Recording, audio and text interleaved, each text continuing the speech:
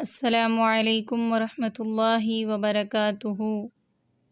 الحمد للہ وحدہ والصلاة والسلام علی رسول اللہ اما بعد۔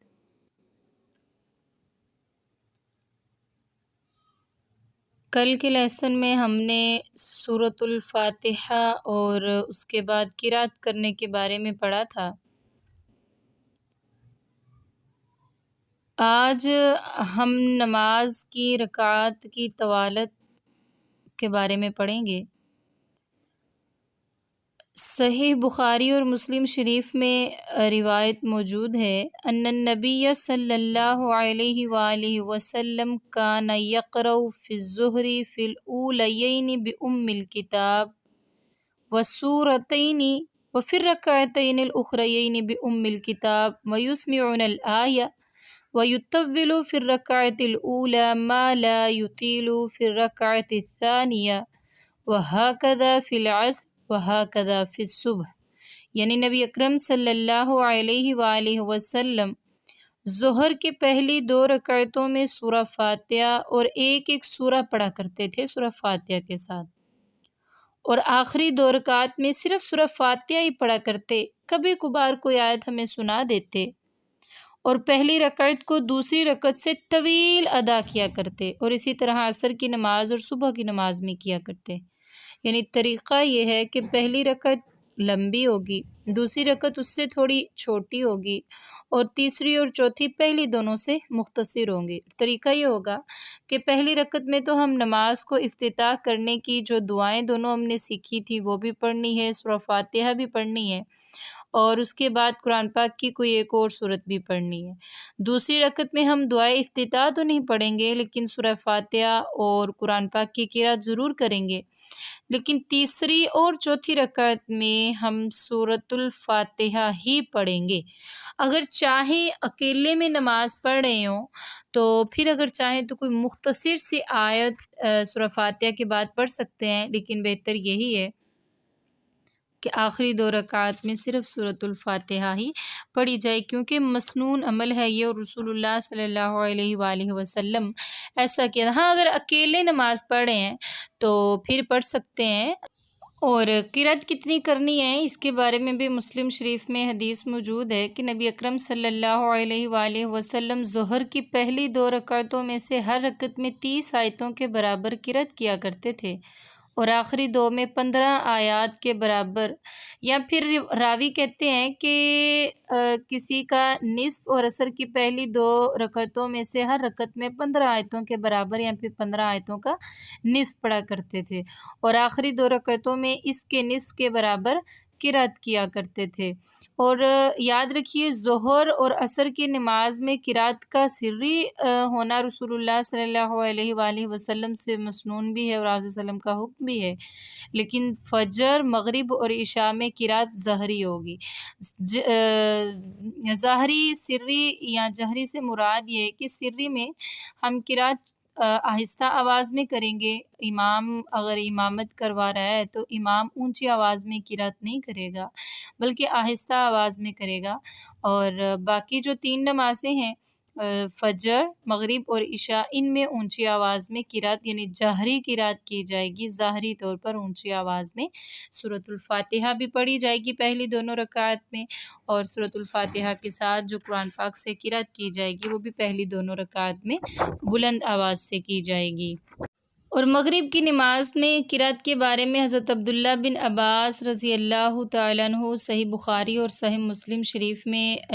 ایک روایت ہے حضرت عبداللہ بن عباس سے، وہ فرماتے ہیں کہ ایک دن ام الفضل بنت حارث نے حضرت عبداللہ بن عباس کو والمرسلات عرفا سورہ پڑھتے ہوئے سنا تو کہنے لگی، ہے میرے بیٹے، تیری اس قرأت نے تو مجھے رسول اللہ صلی اللہ علیہ وآلہ وسلم کے پیچھے مغرب کی نماز آخری بار جو میں نے پڑھی اس نماز نماز کی یاد کروا دی ہے، کیونکہ آپ صلی اللہ علیہ وآلہ وسلم نے بھی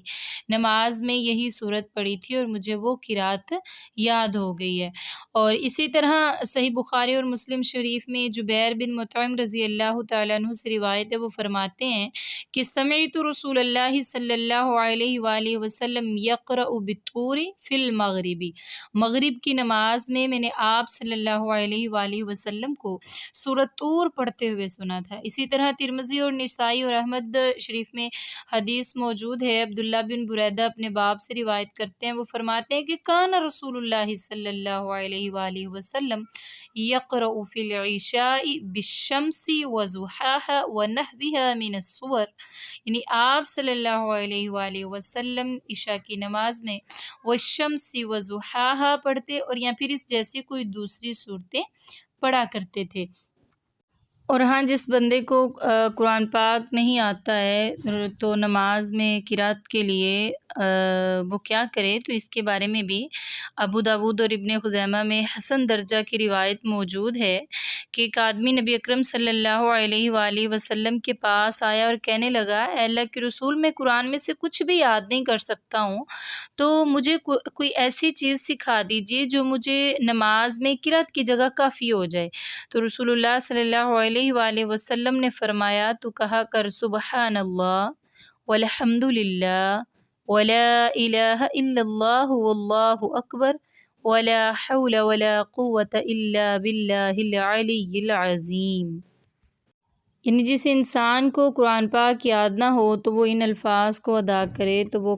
جو قرآن کی قرات کی جگہ پر وہ الفاظ ادا کرے گا تو وہ اس کے لیے کافی ہو جائیں گی۔ ہاں، اگر نماز اکیلے میں پڑھ سکتے ہیں تو انسان جتنی چاہے اس کو لمبا کر سکتا ہے، اس میں لمبی قرات کر سکتا ہے، لیکن اگر نماز جماعت کے ساتھ پڑھ رہے ہیں تو امام کو اپنے مقتدیوں کا، اپنے نمازیوں کا، چاہے وہ مرد امامت کروا رہے ہیں یا عورت کروا رہی ہے، اپنے نمازیوں کا خوب خیال رکھنا ہوگا، کیونکہ نماز اگر جماعت کے ساتھ پڑھا رہے ہیں نا تو پھر کوشش کرنی چاہیے کہ نماز ہلکی ہی پڑھائیں، کیونکہ صحیح بخاری اور صحیح مسلم شریف میں آتا ہے کہ حضرت معاذ بن جبل نبی اکرم صلی اللہ علیہ وآلہ وسلم کے ساتھ نماز پڑھتے، پھر یہاں پر نماز پڑھنے کے بعد اپنی قوم کے پاس واپس جا کر اپنی قوم کی امامت کروایا کرتے۔ ایک رات نبی اکرم صلی اللہ علیہ وآلہ وسلم کے ساتھ عشاء کی نماز پڑھی، پھر اپنی قوم کے پاس واپس گئے اور وہاں پر امامت کروانے لگے تو سورہ بقرہ پڑھنی شروع کر دی۔ اس پر ایک شخص سلام پھیرتے ہوئے جماعت سے الگ ہو گیا اور اکیلے میں اپنی نماز پڑھ کر اپنے گھر کو چلا گیا۔ لوگوں نے اسے کہا کہ فلاں تو نے کیا کیا، کیا تم منافق ہو گیا؟ اس نے کہا نہیں، میں منافق تو نہیں ہوا،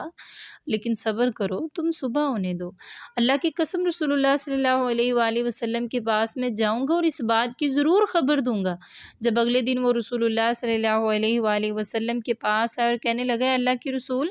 ہم پانی نکالنے والے لوگ ہیں، اونٹوں والے لوگ ہیں، سارا دن ہم لوگ کام کاج کرتے رہتے ہیں، تھکے ہوئے ہوتے ہیں، بے شک معاذ رضی اللہ تعالیٰ عنہ نے آپ صلی اللہ علیہ وآلہ وسلم کے ساتھ نماز پڑھی اور واپس جا کر ہمارے بھی امام بن گئے، اور جب امام بنے ہیں تو سورہ بقرہ شروع کر دی ہے۔ اس پر رسول اللہ صلی اللہ علیہ وآلہ وسلم نے حضرت معاذ بن جبل کو بلایا اور ان کی طرف متوجہ ہوتے ہوئے فرمایا کہ اے معاذ، کیا تو دین سے متنفر کرنے والا ہے لوگوں کو؟ تم نماز میں فلاں فلاں صورت پڑھا کرو، اتنی لمبی صورتیں نہ پڑھا کرو۔ اور حضرت جابر رضی اللہ تعالیٰ عنہ سے مروی ہے کہ آپ صلی اللہ علیہ وسلم نے حضرت معاذ بن جبل کو فرمایا تھا کہ نماز میں والشمس وضحاها واللیل اذا یغشی وسبح اسم ربک الاعلی، یہ صورتیں پڑھا کرو، یعنی نماز ہلکی پڑھایا کرو، چھوٹی پڑھایا کرو، کیونکہ نماز جب جماعت کے ساتھ ہو رہی ہوتی ہے تو مقتدیوں میں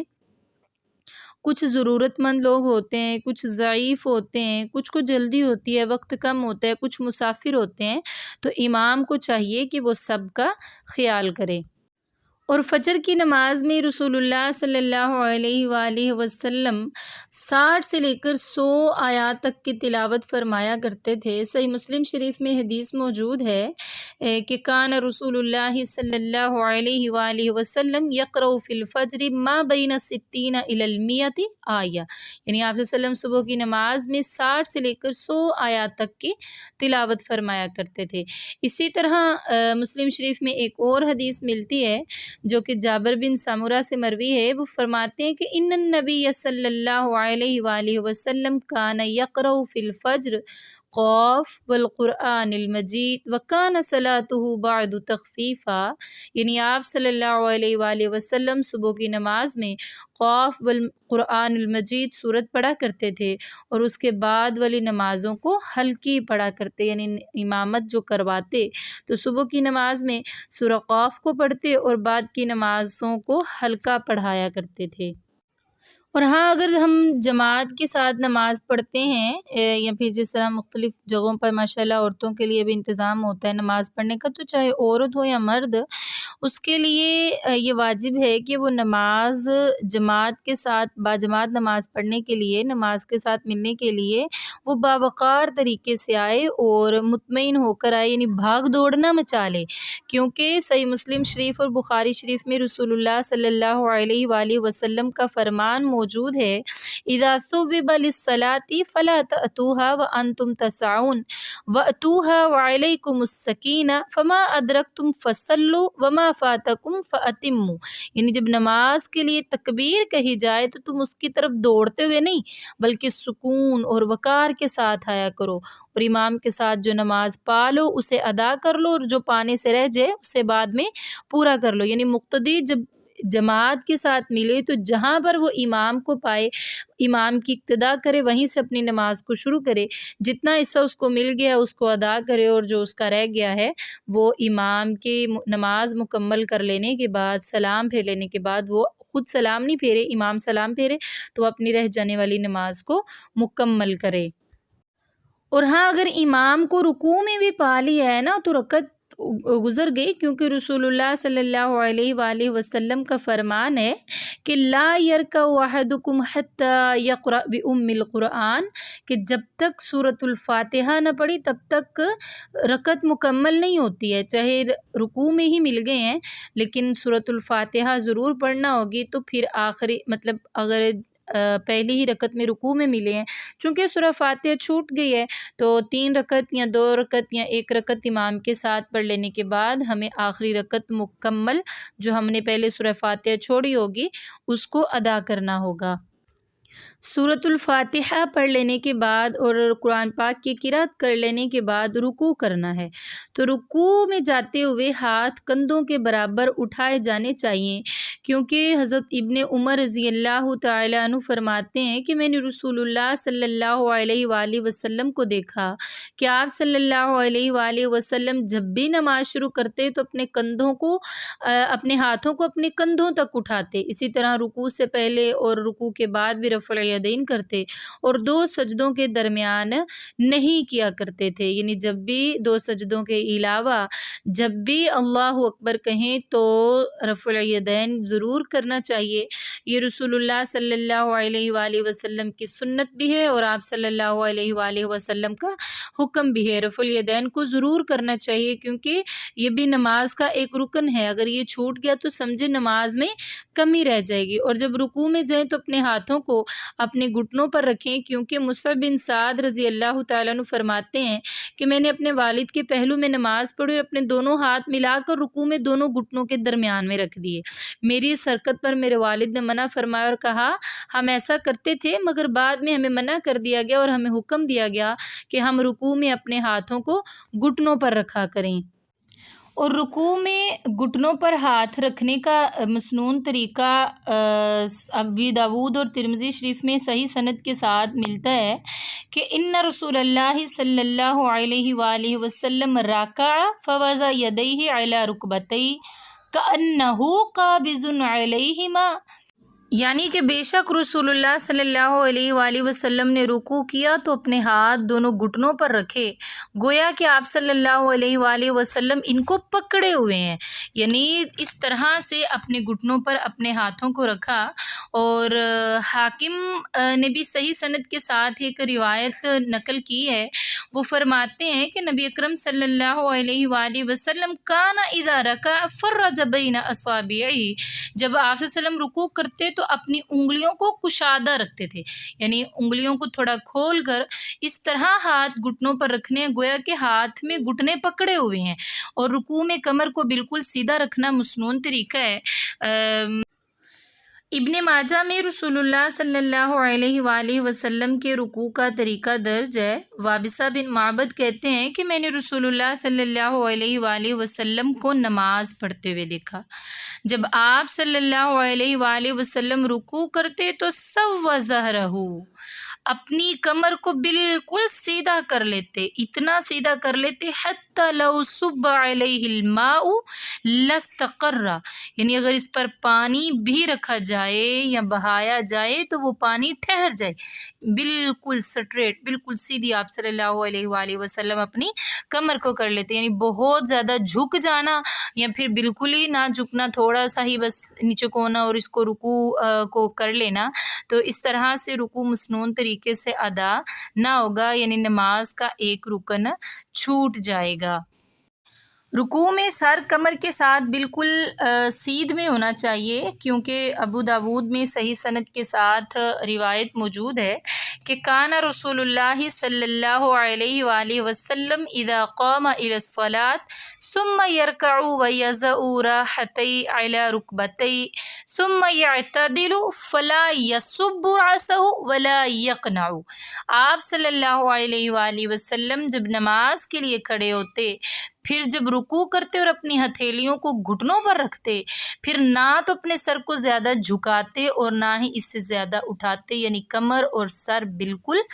ایک ہی سیدھ میں رکھا کرتے تھے۔ اور رکوع کے اس طریقہ کے بعد جب ہم رکوع کر رہے ہیں تو ظاہر سی بات ہے رکوع کی دعا پڑھنا ہوگی، رکوع میں کیا کلمات کہنے چاہیے۔ ابو داود اور ترمذی شریف میں صحیح سند کے ساتھ رسول اللہ صلی اللہ علیہ وآلہ وسلم کا جو مسنون طریقہ نقل ہے وہ یہ ہے کہ آپ صلی اللہ علیہ وآلہ وسلم اپنے رکوع میں سبحان ربی العظیم پڑھا کرتے تھے۔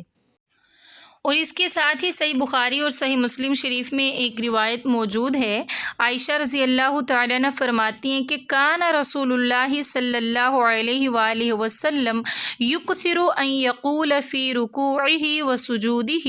سبحانک اللہم ربنا وبحمدک اللہم اغفر لی یتأول القرآن، یعنی آپ صلی اللہ علیہ وآلہ وسلم جب بھی رکوع اور سجدہ کرتے تو سبحانک اللہم ربنا وبحمدک اللہم اغفر لی، یعنی تسبیح اور استغفار بکثرت کیا کرتے تھے۔ رسول اللہ صلی اللہ علیہ وآلہ وسلم یوں قرآن پر عمل پیرا ہوتے تھے۔ تو دونوں ہی کلمات سبحان ربی العظیم 3، 5، 7، 9 جتنی مرتبہ بھی تعداد میں پڑھنا چاہیں پڑھ سکتے ہیں، اس کے ساتھ سبحانک اللہم ربنا وبحمدک اللہم اغفر لی، یہ کلمات کہنا بھی مسنون ہے اور ان کو بھی کہنا چاہیے، رسول اللہ صلی اللہ علیہ وآلہ وسلم بھی کہا کرتے تھے۔ اور صحیح مسلم شریف میں ایک اور روایت ملتی ہے کہ رسول اللہ صلی اللہ علیہ وآلہ وسلم جب رکوع اور سجدہ میں جاتے تو فرماتے سبوح قدوس رب الملائکۃ والروح، یہ کلمات بھی کہہ سکتے ہیں۔ اور رکوع کو اطمینان سے کرنا فرض ہے۔ صحیح بخاری اور صحیح مسلم میں حدیث شریف موجود ہے کہ نبی اکرم صلی اللہ علیہ وآلہ وسلم نے فرمایا رکوع اور سجود کو صحیح طریقے سے مکمل کیا کرو، اللہ کی قسم میں تمہیں رکوع کرتے اور سجدہ کرتے ہوئے پیچھے سے دیکھتا ہوں، تو یعنی ان کو اطمینان سے کیا کرو۔ رکوع اور سجدہ کو مکمل کرنے کا طریقہ بھی صحیح مسلم شریف کی ایک حدیث سے ملتا ہے۔ حضرت براء بن عازب رضی اللہ تعالیٰ عنہ فرماتے ہیں کہ رمقت الصلاة مع محمد صلی اللہ علیہ وآلہ وسلم فوجدت قیامہ فرکعتہ فاعتدالہ بعد رکوعہ فسجدتہ فجلستہ بین السجدتین فسجدتہ فجلستہ ما بین التسلیم والانصراف قریبا من السواء، یعنی وہ فرماتے ہیں کہ میں نے نبی اکرم صلی اللہ علیہ وآلہ وسلم کے ساتھ پڑھے جانے والی نماز کو خوب جانچا۔ میں نے یہ پایا کہ آپ صلی اللہ علیہ وسلم کا قیام، رکوع اور رکوع کے بعد سیدھی ہونا، سجدہ کرنا، پھر سجدوں کے درمیان کا جلسہ، پھر دوسرا جلسہ اور سلام پھیر کر اٹھ جانے کا درمیانی وقفہ، یہ تقریباً سب کے سب برابر تھے۔ یعنی آپ صلی اللہ علیہ وسلم صحیح اطمینان کے ساتھ کیا کرتے تھے۔ یاد رکھیں جس کے رکوع اور سجود مکمل نہیں ہوتے اس کی نماز ہی مکمل نہیں ہوتی، نماز باطل ہو جاتی ہے۔ اور رسول اللہ صلی اللہ علیہ وآلہ وسلم کے ایسے شخص کے بارے میں فرمان ہے ما صلیت ولو مت مت علی غیر الفطرۃ التی فطر اللہ محمدا صلی اللہ علیہ وآلہ وسلم، آپ صلی اللہ علیہ وسلم نے ایک ایسے شخص کو جو رکوع اور سجود مکمل طور پر ادا نہیں کر رہا تھا اس کو دیکھا تو یہ الفاظ فرمائے کہ اگر تم ایسے ہی مر گئے نا کہ تمہارے رکوع اور سجود ہی مکمل نہیں ہے، تم نے اپنی نماز کو درست نہ کیا، تو یاد رکھو تم اس فطرت پر نہیں مرو گے، اس دین پر نہیں مرو گے جس دین پر اللہ تعالیٰ نے محمد صلی اللہ علیہ وآلہ وسلم کو پیدا کیا ہے۔ لہٰذا اطمینان اور امن کے ساتھ رکوع اور سجود کو ادا کرنا چاہیے کیونکہ یہی سنت طریقہ ہے۔